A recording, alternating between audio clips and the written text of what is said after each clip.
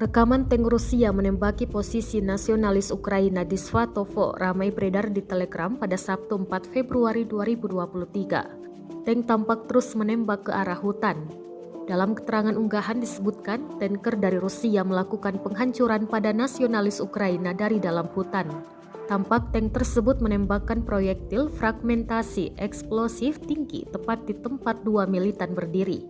Serangan diklaim tepat mengenai sasaran. Rekamannya pun menuai berbagai komentar dari warganet.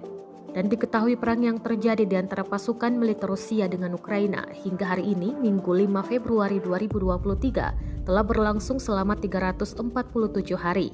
Konflik di antara negara bertetangga itu hingga saat ini masih terus berlanjut dan belum tampak akan segera berakhir.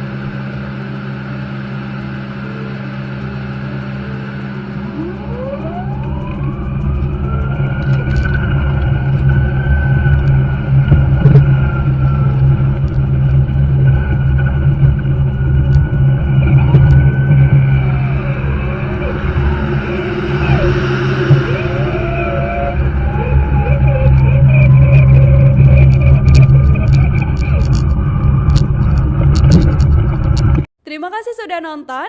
Jangan lupa like, subscribe, dan share ya.